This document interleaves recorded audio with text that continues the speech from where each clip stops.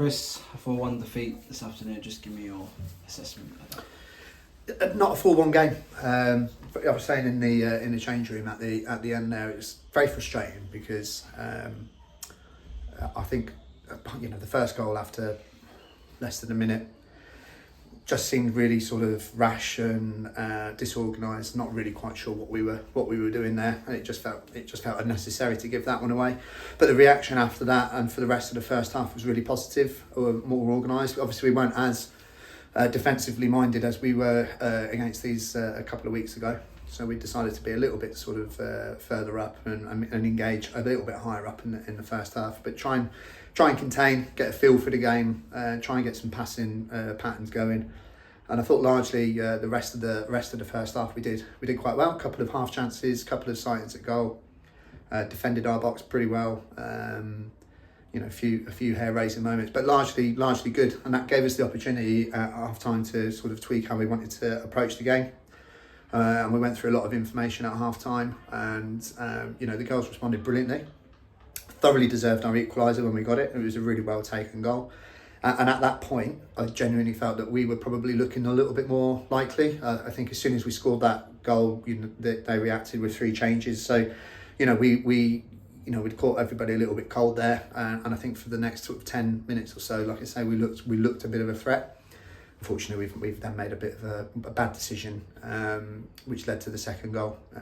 Rather than trying to let the ball run out, we really should have just cleared our lines, and that's given Redditch a gift and a foothold back in the game. And then you're chasing it from there on in. Third goal. Good save by Das. A lot of really good hit, to be fair to the girl, and we've just not followed in. And I think if their centre forwards just anticipated a reaction, so that's easily avoidable as long as you do the same. If you follow in as well, we don't let that goal happen. And we were quite fortunate again not to concede one almost identical. That was offside, so we didn't learn from that mistake. And then the fourth goal, I'm not really sure what happened. Probably best we don't go into that too much. Right at the end of the game, I'm really puzzled how we've conceded a fourth goal.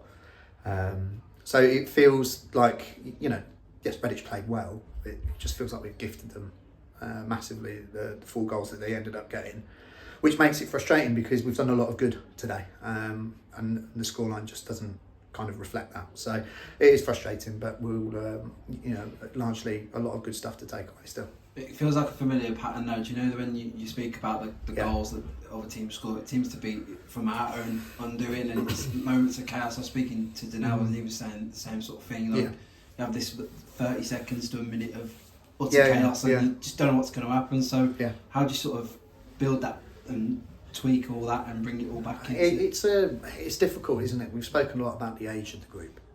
And we've spoken a lot about the change that we've had to kind of go through since the end of last season to where we are now, and a lot of it just comes down to there's a lot of girls at this level for the first time, and it's a level where if you switch off and you deviate, you will get punished. It's just that kind of a level. Maybe in step 6 and below you kind of get away with little moments like that. You don't get punished for them, but not at this level. At this level, you'll get punished every time you switch off, and I think it can only come down to experience, consistency, turning up for training, really sticking to the game plan. Because when they stick to the game plan, it works. The puzzling thing for me is when we randomly don't. We just kind of switch off for a period and we don't do the things that have been working really well. I don't know if that's a coachable thing. I think that is more a experienced life lesson, and making sure that you don't switch off in moments, because you will get punished, and that's basically what seems to keep happening. We don't pay attention, we concede. We do really well for 10-15 minutes, get ourselves back into the game, switch off, and it is that repeating pattern, and I think that's where the frustration comes in, certainly from my point of view, and it must be frustrating from their point of view as well, because it just makes the days longer and harder when that happens. But we're near the end of the season now, so all we can do is try and keep working on the positives. As I said to you in interviews before, we're very much focused on next season and really sort of building this team and this club back up properly, and getting ourselves back into a level where we know we can be and belong, and the objective is to come straight back up and not just participate, but to try and make a real push when we do come back up. So the hard work continues. With other results, apologies. I think today has officially relegated us. So obviously, just a word on obviously the team and how do we go about bounce back next year, but also just enjoying the rest of the season, I suppose. Yeah, well, I mean, look, it's official today, but it's probably been on the cards for a while. The reality is there were games earlier in the season where we've dropped points from winning positions, and that's probably what's kind of got us to this point of inevitability. But it's been a stay of execution each week whilst we wait for the results to come through, and it was something I knew was potentially going to be on the cards when I took the role, and I sat down with the sporting directors, and it was basically kind of we think this might be happening if we can stay up, great, but it was really more about the sort of the brief was more about building this club properly, making sure that there's sponsorship opportunities, revenue streams, making the facilities better, bringing in better equipment, bringing in more coaches, more staff, and that's what we've been doing. That's what I've been working really hard on in the background, and that's what's going to be basically as soon as the final whistle goes on the last game of this season. We will still be working until the end of May. We'll be doing trials. We'll be putting a game plan out. You'll see a lot of social media posts around sort of sponsorship opportunities, things that are going to be coming down the track.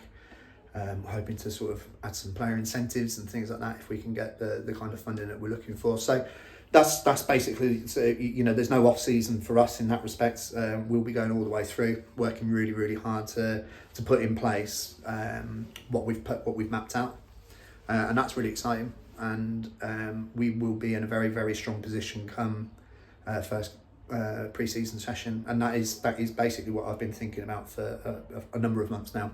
So yes, disappointing, tough season, but I do feel like we are in a much better position across the board, despite the on-field sort of outcomes. I think off the pitch, and then inevitably it'll be on the pitch. We're in a much stronger position to really kick on, get ourselves back to where we belong. I do think we're a sleeping giant, and it's just the responsibility on us is to go make sure that we're not sleeping anymore and we're wide awake.